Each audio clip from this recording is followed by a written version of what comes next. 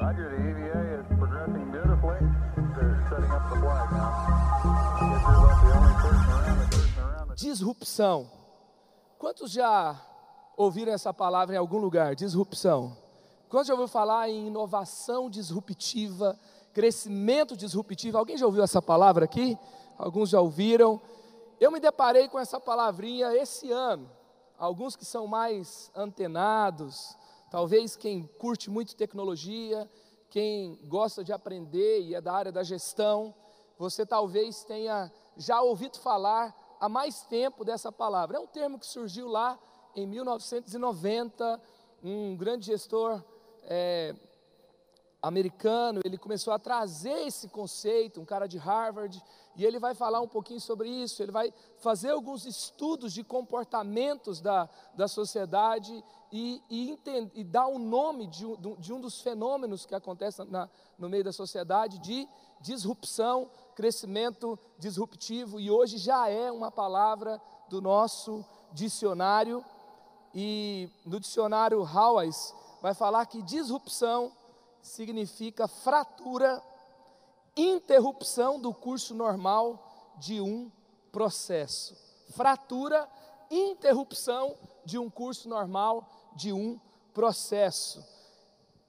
Tem um cara que escreveu recentemente na revista Veja, Sérgio Rodrigues, ele disse que esse ano, esse termo começou, no ano de 2017, esse termo começou a ficar mais abrangente, e ele trouxe o significado da palavra para os leitores. Ele disse o seguinte: no mundo dos negócios, a inovação disruptiva vai muito além da inovação revolucionária. Ela representa um salto inesperado e de grande impacto num produto ou serviço, mas não subverte o mercado.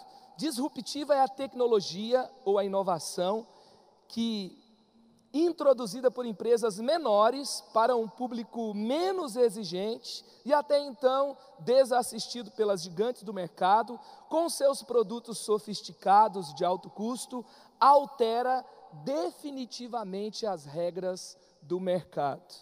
E ele vai falar assim, ele altera definitivamente as regras do jogo e leva Davi a derrotar Golias. Na Bíblia, quando Davi derrota Golias, é uma fratura de um círculo natural, de um processo que você acha que sabe como é que termina, e você tem uma tendência de pensar que o maior vence o menor. E aí vem um novo acontecimento que mostra que o maior não é o mais alto, glória a Deus por isso, que o maior não é quem tem uma força física maior, mas o maior é quem confia em Deus. E aí então isso é disruptivo. Nas palavras dele, ser disruptivo é estar sintonizado com o futuro. Você quer ficar sintonizado com o futuro ou com o passado? É você surfar a onda que virá. Imagina você surfar a onda que virá. E aí na linguagem de mercado ele fala assim: ser disruptivo é chutar traseiros, é derrubar as velhas estruturas analógicas carcômidas, é simplesmente entrar, botar para quebrar, inverter a ordem e viver o inesperado. Algumas coisas aconteceram no nosso comportamento aí ao longo do tempo que mostram o que é uma disrupção. Por exemplo, quando surge a câmera digital no mercado. A câmera digital, quando ela aparece, parece que é para poucas pessoas. E aí tem um grupo que fala que o filme tem uma qualidade melhor e vai defender, até que um pequeno grupo que consumia um pouquinho mais de tecnologia para foto se torna o comum depois. O mercado inverte a ordem. Por exemplo, uma empresa bilionária no passado era a Blockbuster, onde você locava a sua fita de videocassete. Os mais novos não lembram desse tempo. E você tinha que devolver aquela fita na locadora. E você tinha que rebobinar, senão você pagava multa. Quantos lembram disso? Levante e confesse a sua idade. Ah, tem uma galera aqui. Acho que os adolescentes não lembram disso. E aí surge então, depois o Netflix. Que você não precisa, inicialmente o Netflix, você não precisa entregar a fita de volta. Você não precisa ir até lá. E aí você pode ficar um mês com o filme, ele chega na sua casa e assim vai. E depois, videolocadora para Netflix, e hoje em dia, se você estiver na frente de uma videolocadora, tire uma foto, porque é uma relíquia, não é? É muito raro, então já passou há muito tempo.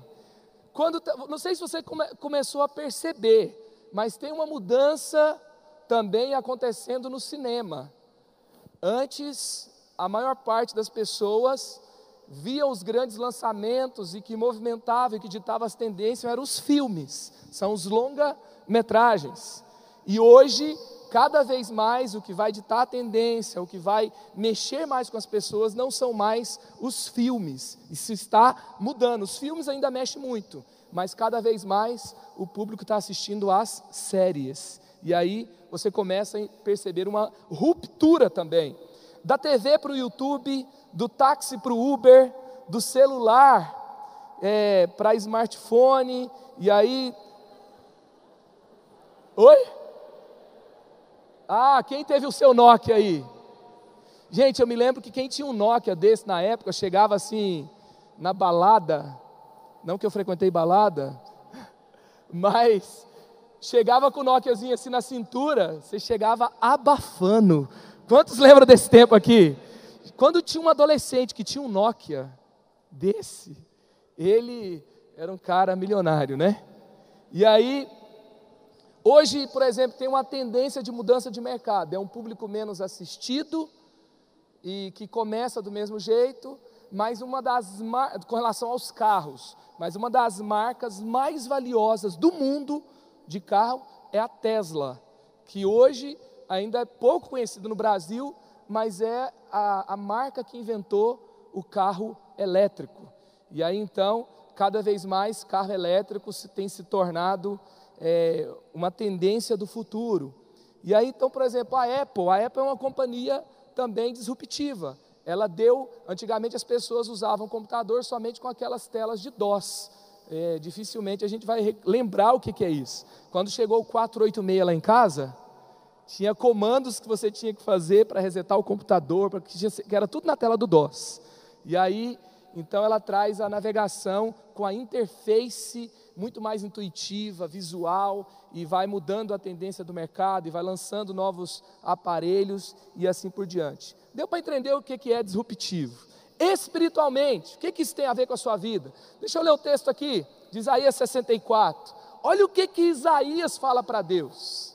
Ele fala aqui, versículo 1, se rompesses os céus e descesses, os montes tremeriam diante de ti. Uma das palavras para explicar o disruptivo é o rompimento. É quando você rompe um círculo comum.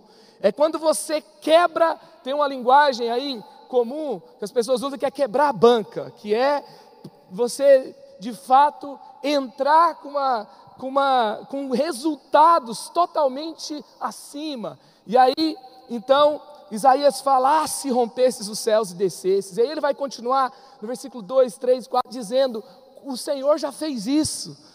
Quando o Senhor se manifestou, os montes tremeram. E aí então, isso aconteceu quando as muralhas caíram. Isso aconteceu quando o povo foi liberto do Egito, das mãos de Faraó. Quando Davi derrota Golias. E aí Isaías está assim, se o Senhor fizesse de novo agora. Quantos estão na expectativa de que Deus faça algo novo agora?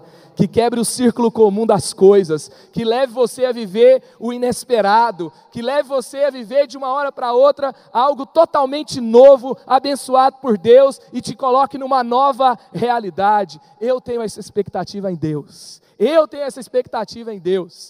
Quando a gente estava aqui cantando olê, olê, olê, Jesus, eu fiquei olhando assim, eu fiquei imaginando, Senhor, eu estou com a sensação que a gente está muito próximo de viver algo muito novo que o Senhor vai fazer.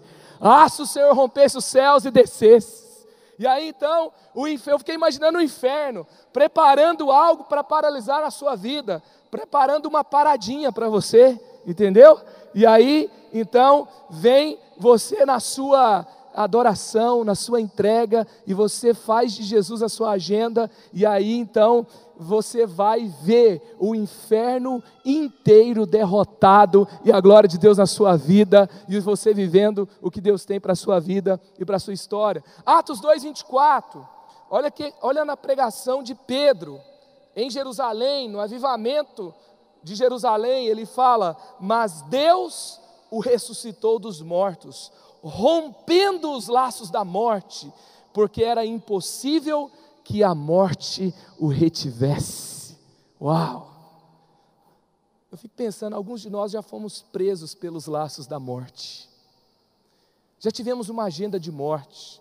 É como se a nossa vida não acontecesse fora de uma prática pecaminosa, de um ambiente de vida longe de Deus, e você está aqui porque Jesus um dia rompeu os laços de morte, porque Jesus te trouxe para a luz, porque Jesus rompeu aquilo que prendia você. Parecia que a sua vida estava definida, mas quando você começa a caminhar com Jesus, você descobre que não tinha nada definido, que Jesus tem a última palavra na sua vida e na sua história. Então eu fico pensando sobre isso. Eu queria pensar com você aqui, aprender com você, como viver essa disrupção na nossa vida, como viver esse grande rompimento. E eu quero começar também dizendo que 2018 será um ano de rompimento na sua vida. 2018 será um ano de romper. Será um ano daqueles que você está caminhando com Deus há algum tempo, e você está posicionado com Deus há algum tempo, você está na expectativa de viver algumas coisas novas com Deus, e você, sabe quando você fica esperando aquela ligação, quando você fica acessando sua caixa de e-mail, quando você mantém seu celular ligado, e quando você está próximo de uma boa notícia, e de repente a boa notícia chega. Esse ano é o ano da boa notícia chegar. É o ano que o telefone vai tocar, que o e-mail vai chegar, que a boa notícia vai bater. É o ano de rompimento, é o ano do sobrenatural, é o ano de viver grandes coisas com Deus. Aleluia! Eu estou empolgado para viver tudo aquilo que Deus tem a realizar esse ano. E na Bíblia eu quero falar aqui hoje de um dos exemplos de disrupção, dos muitos exemplos, que foi a descida do Espírito Santo em Atos. Mudou tudo. Tudo teve que ter um novo fim, um novo significado. A descida do Espírito Santo, com os primeiros discípulos de Jesus em Jerusalém, trouxe uma nova ordem dos acontecimentos na história. Aquele negócio foi tão forte, foi tão poderoso, foi tão disruptivo, que a igreja de Jesus nunca mais parou. E nós somos frutos desse mover que continua até hoje. Vai passar ainda por gerações e gerações até que Jesus volte. Nós vamos ver um grande avivamento nessa nação. E esse negócio começou lá em Atos, começou nos planos de Deus, liberando o Espírito Santo sobre nós, e não vai parar mais. E aí então, o que aconteceu no efeito da descida do Espírito Santo? Aconteceu uma capacitação sobrenatural. Todos ficaram cheios do Espírito Santo e começaram a falar noutras línguas, conforme o Espírito os capacitava. Todos ficaram cheios do Espírito Santo. Estavam todos reunidos num só lugar. E aí eu pergunto a você, o que aconteceria se todos do Eleve Livre, nessa noite, fossem cheios do Espírito Santo? Como terminaria essa noite? O que aconteceria com o nosso jeito de viver? Lá em Atos 2:43, todos estavam cheios de temor, e muitas maravilhas e sinais eram feitos pelos apóstolos. Sinais e maravilhas não serão experiências aleatórias, não serão experiências ocasionais. Sinais e maravilhas no nosso meio serão experiências que vão acontecer o tempo todo. Isso acontecia em Atos. Essa era a agenda da igreja primitiva, porque eles foram cheios do Espírito Santo. Jesus demonstrou o que é viver cheio do Espírito Santo, simples assim. Porque como homem, ele revelou o céu na terra, ele mudou a ordem do caos, ele trouxe curas, sinais, por onde ele passou. Influência também aconteceu na disrupção de Atos. Toda a cidade parou e não ouviu de qualquer jeito. Olha o que está escrito aqui em Atos 2:7. atônitos e maravilhados, eles perguntavam: acaso não são os galileus, todos esses homens que estão falando? Então como os ouvimos, cada um de nós, em nossa própria língua materna?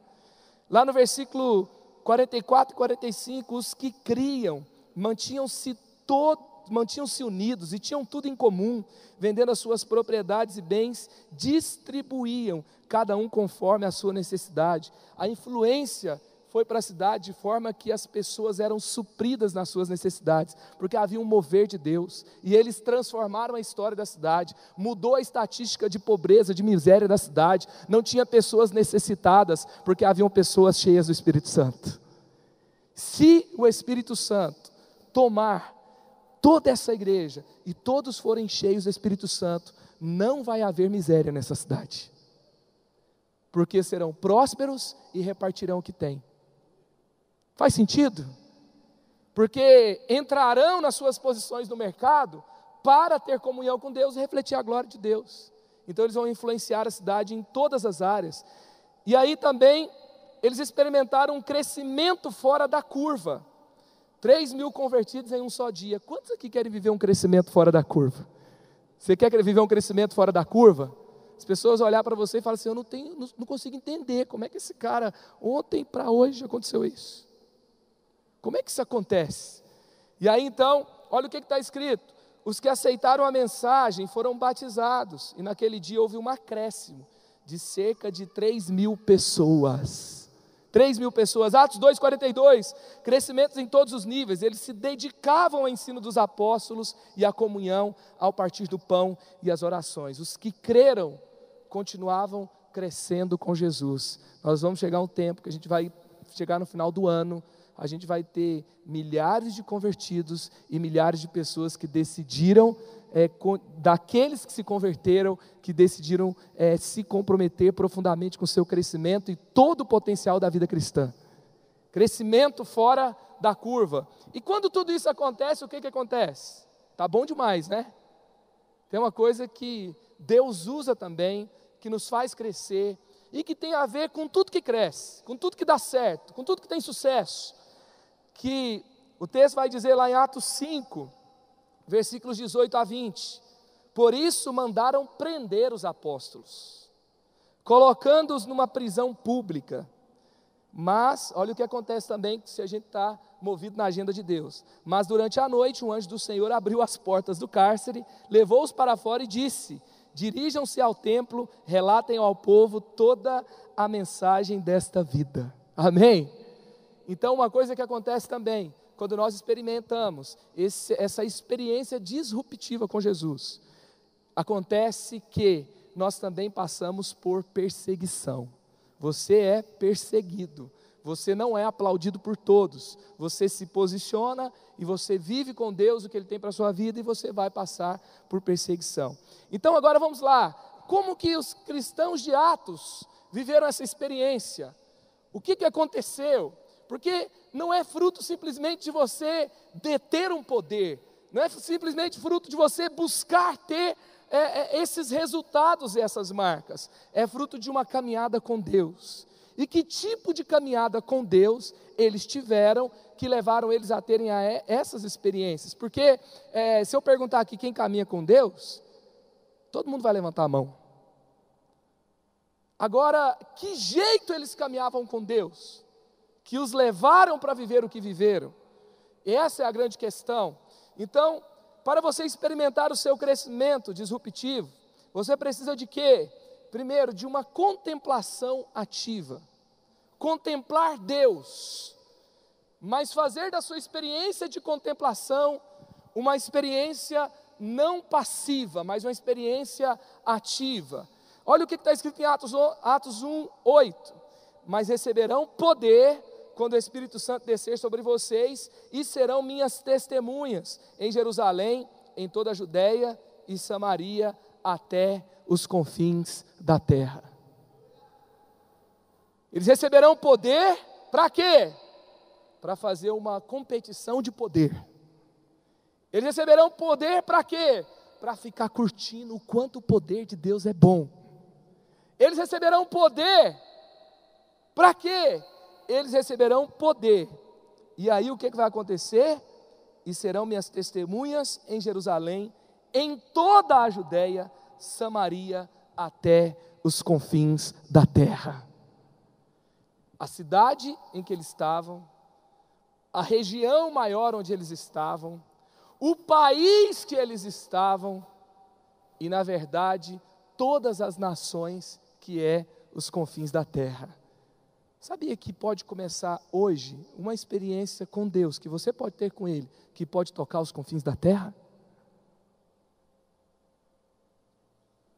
Às vezes não vai ser só você, às vezes não, nunca é só você, mas começa um movimento, começa algo novo, começa uma nova fase, que contagia, que vai quebrando ciclos velhos, que vai renovando, que vai contagiando pessoas, e vai então trazer algo novo por toda a terra. Eu acredito que nós estamos próximo do avivamento dos últimos dias que a Bíblia fala. Nunca houve uma geração tão numerosa sobre a face da terra, de cerca de 7 bilhões de pessoas, e com o controle de natalidade, que é algo que na maior parte dos países do mundo acontece hoje, provavelmente não vai existir uma geração maior do que essa. Essa é a geração da manifestação da glória de Deus, essa é a geração do avivamento dos últimos dias. Esse é o tempo da manifestação de Deus, e você pode receber a experiência com Deus para a manifestação do avivamento dos últimos dias, porque Deus vai usar pessoas. Um dia eu estava na vigília, e aí a gente estava próximo do Reação, e aí a gente estava falando sobre a conquista dos 7 montes, a Mariana trouxe uma palavra, e aí a Mariana trouxe um significado dos 7 montes, e aí sobre Atos 17, onde ali as áreas de influência da cidade começaram a ser conquistadas, a política, a economia, e aí ela pegou e trouxe um aprofundamento desse pensamento, que na verdade, quando a gente fala dos montes da sociedade, a educação, a cultura, a arte, o entretenimento, e a gente vai falar sobre a economia, a política, na verdade esses montes são feitos de pessoas. E a conquista dos 7 montes são pessoas que amam a Deus, que têm comunhão com Deus, que cumprem o chamado de Jesus, e porque amam a Deus, amam as pessoas também, e manifestam o amor de Deus para outras pessoas, de forma que o amor de Deus ganha outras pessoas, e aí então nós podemos entrar em áreas que a igreja não tinha conquistado para a glória de Deus, e ali então nós vamos poder ter economia, política, arte, cultura, educação para a glória de Deus. Faz sentido para você?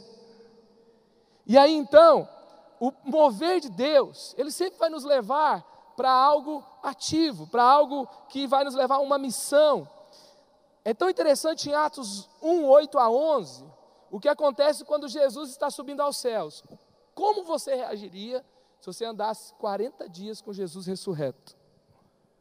Que ele viveu e andou entre nós, Atos 1, no começo de Atos 1, vai falar sobre como foi a vida de Jesus na terra depois da sua ressurreição. E aí ele vive 40 dias entre os discípulos, e 500 pessoas estavam reunidas quando começam a ver Jesus subir. Eu acho que eu ia ficar olhando para o céu a vida inteira. E aí então, Jesus subiu. E aí, olha o que acontece. Tendo dito isso, foi elevado às alturas, enquanto eles olhavam, e uma nuvem o encobriu à vista deles. E eles ficaram com os olhos fixos no céu, enquanto ele subia. E aí, enquanto eles estavam lá com os olhos fixos no céu, o que aconteceu? De repente, surgiram diante deles 2 homens vestidos de branco, que lhes disseram: Galileus, por que vocês estão olhando para o céu? E aí fala: este mesmo Jesus, que dentre vocês foi levado aos céus, voltará da mesma forma como viram subir. E aí então, o texto vai nos levar sobre o que eles deveriam fazer. E aí então eles vão para cumprir, continuar a vida. Eles vão eleger quem ia substituir Judas, aí elege Matias, com experiência de oração, e eles vão para Jerusalém. Eles não ficaram lá eternamente olhando Jesus subir. Eu quero dizer uma coisa para você. Você está você tem oportunidade nesse tempo de contemplar Jesus como nunca antes na sua vida. Você vai ter experiências incríveis, únicas, com o Filho de Deus ressurreto nesse lugar. Ele vive, Ele está nesse lugar, Ele está chamando pessoas, Ele está curando pessoas, Ele está empoderando pessoas, Ele está enviando pessoas para o seu destino, Ele está se manifestando, e Ele se manifestará cada vez mais com poder e glória, Ele se manifestará mais com experiências cada vez mais sobrenaturais. E esse é um lugar da manifestação de Deus. A nossa vida pode viver grandes manifestações de Deus, e a grande questão é, nós não vamos ficar apenas contemplando Deus. Aí você fala, mas como assim? A gente vai parar de contemplar? Não, a gente precisa contemplá-lo ativamente. O que aconteceu quando Isaías fala assim, lá em Isaías 6, no ano que o rei Uzias morreu, eu vi o Senhor assentado sobre o trono. E aí vai falando sobre as experiências, no final ali, ele vai dizer assim, e aí então o Senhor me disse, a quem eu enviarei? E quem está contemplando o Senhor, o que responde? Me envia, Senhor. Foi o que Isaías falou. Um dia Moisés estava lá no meio do deserto, e aí ele tem uma experiência com a sarça ardente, Deus o chama pelo nome, e fala, eu sou. E aí começa aquelas experiências loucas, o negócio lá está queimando e não consome, e ele pisa e tem que tirar a sandália, e Deus fala com ele. E depois daquela experiência, o que Deus falou para Moisés? Moisés, então agora que você me conhece, fica ajoelhado aqui para sempre, vamos fazer um templo bonito aqui, e vocês vão ficar aí dentro. Foi isso que aconteceu? Não, Deus falou para Moisés, vai libertar o meu povo. Enquanto você contempla o Senhor aqui, o Senhor vai te dar uma agenda de transformação. Enquanto você contempla o Senhor, Jesus vai revelar a sua missão. E por que Ele vai revelar a sua missão? Porque você nunca cumprirá de fato tudo que você pode cumprir na sua vida. Ah, pastor, mas eu tenho um monte de coisa para mudar, eu tenho muita coisa para crescer, eu tenho que fazer uns 42 ciclos de 30 semanas, com mais 30 restaurações, com mais 500 alvoradas de vitória. Enquanto você está sendo transformado, você pode manifestar a glória de Deus. Deus está te chamando para manifestar a glória dEle, transformar a vida de outras pessoas, porque Moisés estava cheio de defeito, Isaías estava cheio de defeito, os discípulos ainda estavam cheios de defeito, eles estavam caminhando com Jesus, mas eles estavam contemplando Jesus, e quando a gente contempla Jesus, a gente vive um quebrantamento, a gente vê quem a gente está vendo, então não é passivo, eu vivo mudança, eu vivo transformação, e aí então, quando isso acontece, também Jesus vai me dar uma agenda, onde eu vou começar a cumprir o meu propósito onde eu estiver. E deixa eu te dizer uma coisa, você nunca vai viver. Quantos assim, antes de eu falar isso, quantos aqui querem ainda ser mudados? Tem coisa para mudar e você está buscando uma transformação em Jesus. Levanta bem alto aí a sua mão. Uau, continua com sua mão levantada. Deixa eu te dizer uma coisa, você nunca vai viver a transformação completa que você pode ver em Jesus, sem a experiência do envio. Pode abaixar sua mão. Você é transformado quando você vai, também. Você é transformado quando você serve também. Se você esperar toda a transformação acontecer, para depois você ir, o que vai acontecer? Não faz sentido, não faz sentido. Tem gente que assim, não, o que é isso? O caos está aí, eu vou arrumar tudo. E aí ele pega e começa a agir na própria força. E ele se torna um militante de Jesus. Ele quer defender a causa de Jesus, ele quer lutar por Jesus, e ele quer fazer justiça por Jesus. E aí ele se torna um justiceiro. E eu quero te dizer uma coisa, o chamado de Atos não foi para que as pessoas se tornassem defensores de Jesus. Não foi para que as pessoas se tornassem justiceiros de Jesus. O chamado de Atos foi para que, depois de serem cheios do Espírito Santo, eles se tornassem testemunhas de Jesus. Testemunhas. Então, também tem gente que fica assim, uau, mas a gente vive só para isso.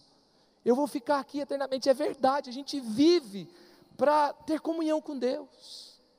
Agora, se a minha comunhão com Deus não gera uma ação para Deus, eu desconfio da minha comunhão com Deus.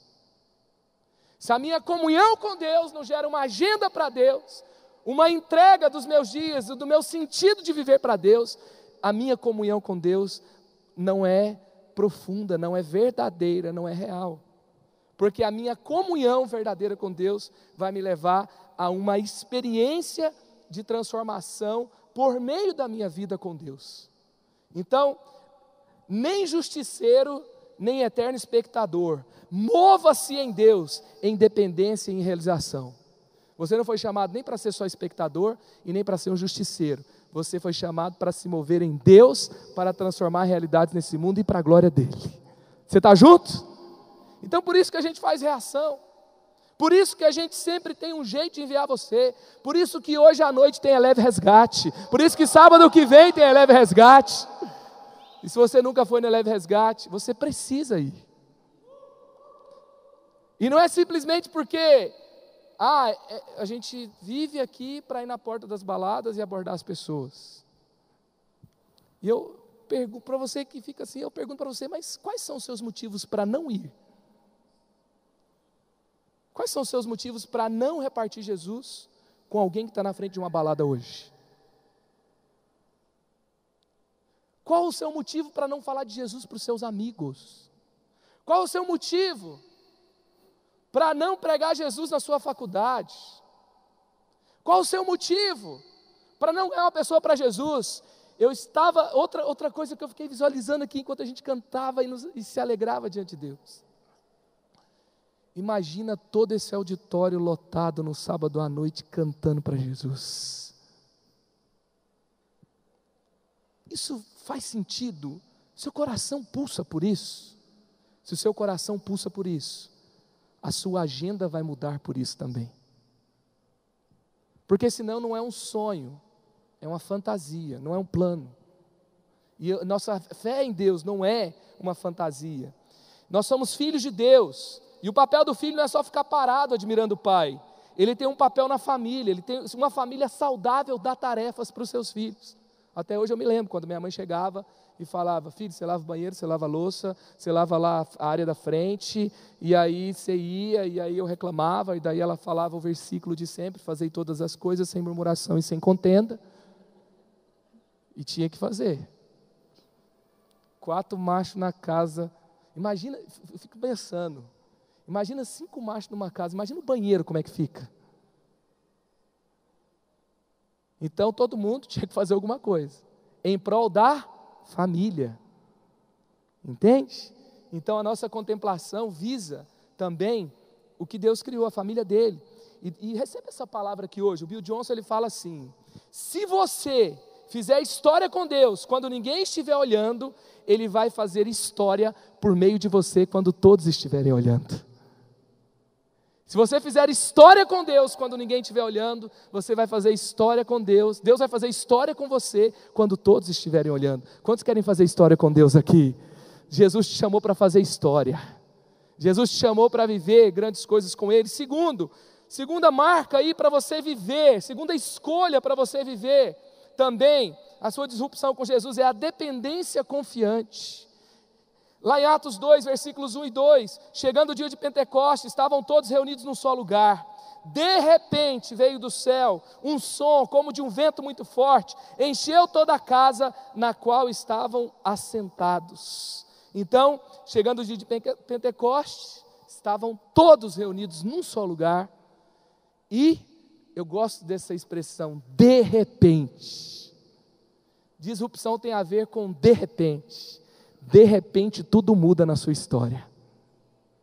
De repente algo novo acontece. De repente Deus vem. De repente Deus faz algo novo. E rompimento tem a ver com você continuar, com você esperar, é com você continuar entregando o seu melhor, e você não desistir de continuar entregando. É uma dependência confiante. Tem gente que está dependendo de Deus, mas assim, parece que tem gente que confundiu depender com desistir. Dependência não é desistência. Dependência é você confiar em Deus, é se mover com Deus, é você ter certeza que Deus vai fazer. Você está esperando algo que você colocou nas mãos de Deus na sua vida? Tenha certeza que o Senhor tem poder para fazer e fará o seu tempo. Ele vai cumprir o propósito dele. O que aconteceu? Os discípulos receberam uma orientação, vão para Jerusalém, esperem lá até serem revestidos de poder. Espere. Quem gosta dessa palavra? Espere. Espere. Jesus foi morto na Páscoa, ressuscitou no domingo de Aleluia. E aí então, 3 dias. O dia de Pentecostes eram 50 dias depois da Páscoa. 50 dias depois da Páscoa. E aí então, o Espírito Santo desce no dia de Pentecostes. Jesus ficou 40 dias depois de ressurreto, de acordo com Atos 1, andando entre as pessoas. Então, 43 dias. Eles foram com a expectativa de que algo fosse acontecer, mas gente, Jesus foi. Jesus desapareceu no céu. E agora havia uma promessa: eu vou enviar um outro do mesmo tipo, um Consolador, o Ajudador, o Espírito Santo. E vocês vão esperar até ele descer, e até ele descer vocês não vão fazer nada. Vocês vão só esperar. E aí então, 7 dias, e todo dia eles estavam lá esperando a manifestação de Deus. E de repente Deus vem. Quanto tempo você está esperando? E gente, essa espera aqui é uma espera confiante. Tem gente que não é espera. Porque quando Jesus envia os discípulos, por exemplo, para curar os enfermos, o que eles fazem? Eles chegam lá, tem um cara doente. Então, eu vou esperar em Deus. Quantos esperam em Deus? Então eu vou ficar aqui esperando Deus até Deus curar essa pessoa. É assim? Nós impomos as mãos sobre os enfermos porque nós esperamos em Deus. Nós pregamos para as pessoas serem salvas porque nós esperamos em Deus. Nós dependemos. Tem um livro que o JB acabou de lançar, chama Metanoia, e ele fala sobre as estações. E ele fala que as estações mostram um ciclo de esperança, porque uma árvore dá uma flor, e a flor é linda, a flor é bela, a flor está cheia de vida. E chega um momento que a árvore vai descartar a flor. A flor morre porque a árvore vai parar de alimentar aquela flor, e ela vai cair no chão. Por quê? Porque daqui a pouco vai chegar o inverno, ela tem que recolher as suas folhas, e ela vai passar por um novo ciclo, e ela vai esperar que na próxima estação vai vir folhas e vai vir flores de novo. Quando você retém na sua própria mão, segurando do seu jeito para acontecer, isso não é dependência, isso não é espera. Tem uma hora que você tem que jogar a flor no chão, e você tem que confiar que vai vir uma nova estação, e que Deus vai fazer coisas melhores amanhã do que Ele fez hoje. Eles andaram com Jesus por 3 anos, e Jesus então fala: vem um novo ciclo, e vocês vão fazer essas obras que eu fiz, e coisas ainda maiores. E eles tinham que acreditar que o novo ciclo, coisas maiores viriam. Quantos esperam que à frente de você vem coisas maiores? Sabe, tem gente que é tão novo ainda, e ainda vive preso no passado, porque no passado, em nome de Jesus, não faz sentido jovem com cheiro de naftalina, tá? Tão jovem, mas cheira naftalina, né? Quem que cheira naftalina? Gente pessimista, gente que não confia que Deus vai fazer. Você está no tempo de espera na sua vida, transforma a sua espera em confiança, dependência. Sabe, o que você vai viver com Deus, o que Ele tem para você, só vai acontecer se Deus fizer. A gente estava falando sobre uma das abordagens de impacto que nós vamos ter nos dias de reação, e daqui a pouco alguém falou assim: cara, se a gente for para esse lugar, fizer essa ação, cara, a gente vai pagar mico, as pessoas não vão dar moral para a gente. Eu falei: as pessoas não vão dar moral para a gente, e vão pagar mico, se Deus não se manifestar. E eu acredito que Deus vai se manifestar. Eu acredito que palavras de conhecimento serão liberadas. Hoje eu estava ouvindo, eu tenho tanta história de palavra de conhecimento que a gente viveu nesses dias de reação.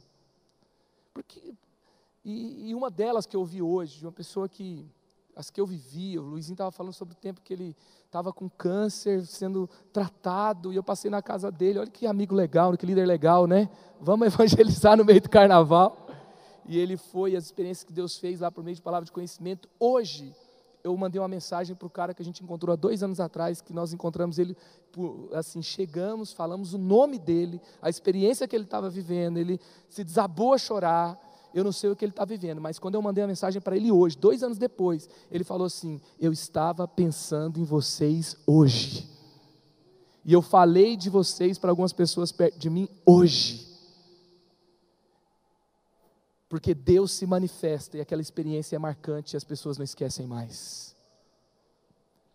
Então, e aí o Gustavo do Primavera estava dizendo que alguns adolescentes chegaram e falavam uma palavra de conhecimento. Ele falou assim, que foi tão assustador, que ele estava aqui do lado, as meninas chegaram, começaram a falar uma palavra de conhecimento, assim, foram começar a falar, e a pessoa do outro lado desabar a chorar.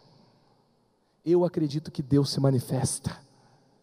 Eu acredito que Deus vai se manifestar na sua vida afetiva, na sua cura, na sua família, no seu chamado. Acredite que Deus vai se manifestar. E por último aqui, posicionamento. Então, todos eles se reuniam sempre em oração, Atos 1:14. Todos eles se reuniam sempre em oração, Atos 2:40, com muitas outras palavras, os advertia e insistia com eles: salvem-se dessa geração corrompida. Posicionamento, eles posicionaram-se do lado de Deus. Você está se posicionando do lado de Jesus? O rompimento vem com posicionamento. Está claro para todo mundo que você é de Jesus? Está claro para todo mundo que você escolheu caminhar com Deus? Está claro para todo mundo que a sua vida é de Jesus? É tão interessante que eles se posicionaram, se reunindo em oração. Quebrantamento tem a ver com salvação. Quebrantamento tem a ver com você entender o que Deus fez por você e se quebrantar. Às vezes também quebrantamento tem a ver com o poder de Deus. Posicionamento tem a ver com autoridade. Às vezes, gente, a gente continua mais um dia, porque nós já escolhemos de que lado nós estamos. Você deixa de ir para um lugar onde você é tentado, porque você já se posicionou ao lado de Deus. Ele é o prazer da sua vida. Você vive e você abre mão de algo que você gosta muito, porque você já se posicionou ao lado de Deus e você sabe que Jesus é suficiente para você. Posicionamento, chegou o tempo da gente viver posicionados com Jesus. Se esse ano é o ano do rompimento, esse ano é o ano do nosso posicionamento. Bill Johnson fala assim: poder é quando você pega uma onda, autoridade é quando você começa uma onda. Vai começar novas ondas nesse ano em nome de Jesus. Você tem que estar posicionado no lugar certo. E aí, no dia de Pentecostes, eles estavam posicionados em oração.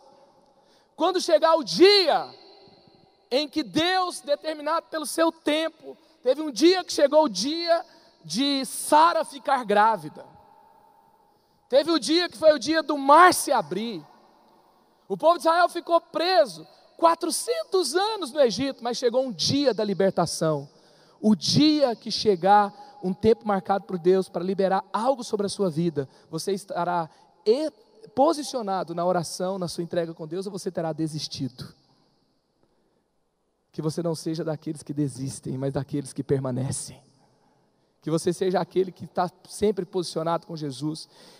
E aí, quando eles estavam posicionados com Jesus, Atos 4, 13 a 15, vendo a coragem de Pedro e percebendo que eram homens comuns e sem instrução, ficaram admirados e reconheceram que eles haviam estado com Jesus. E como podiam ver ali com eles o homem que fora curado, nada podiam dizer contra eles. Assim ordenaram que se retirassem do sinédrio e começaram a discutir, perguntando: o que faremos com esses homens? O povo começou a ficar tudo doido, porque eles não podiam parar Deus que se movia por meio deles.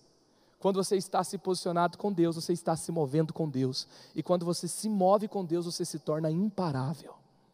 Porque quem pode parar Deus? Se eu me movo nos meus desejos, se eu me movo nas minhas grandes estratégias, se eu me movo nas minhas conquistas, se eu me movo baseado em mim mesmo, no meu dinheiro, em tantas outras coisas, eu estou me movendo em coisas que podem ser paralisadas. Se eu me movo em Deus, nada vai poder me parar. assim como ninguém pôde parar os apóstolos, assim como a igreja chegou até os dias de hoje. Se você se mover em Deus, no projeto de Deus, eles se moviam em Deus num projeto chamado igreja, e por isso ninguém pôde parar, porque ninguém vai parar a igreja, porque ninguém vai parar os sonhos de Deus. E hoje chegou o tempo de você estar posicionado com a igreja como nunca antes na sua vida. Talvez você tenha perguntas como os discípulos tinham. Lá em Atos 1, Jesus fala que ele viria, que o Espírito Santo desceria. Daí eles param e perguntam a Jesus, conta só para a gente, quando que essas coisas vão acontecer? Às vezes a gente está falando assim, quando que a minha família vai mudar? Quando que eu finalmente vou poder encontrar com aquela pessoa, vou estar bem, vai ser o tempo de Deus e eu vou me casar? Quando que Deus vai se manifestar na minha vida, e aí eu vou viver esse sobrenatural de Deus? A gente tem costume de contar o exemplo do Todd White, que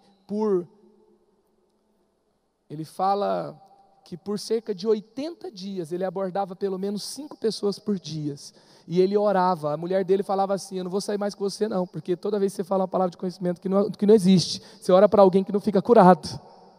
Mas ele fala, por 80 dias, ele continua abordando 5 pessoas, até que a primeira foi curada. Sabe por que a gente orou por cura nessa noite? Porque nós entendemos que Jesus falou para nós, orem pelos enfermos, e nós vamos orar pelos enfermos, e nós cremos, e todas as vezes que nós temos orado pelos enfermos, os enfermos têm sido curados. Nós estamos posicionados. Quando vai acontecer? E Jesus fala assim, isso não compete a vocês saber, mas vão para Jerusalém. Então Jesus está falando para você, algumas coisas você não sabe quando vão ser, mas vai para o plano de Deus, até que do alto você receba algo novo, até que você viva o que Ele tem prometido para você. E aí, lá em 2 Pedro, nós temos aqui a liberação do poder de Deus sobre a nossa vida.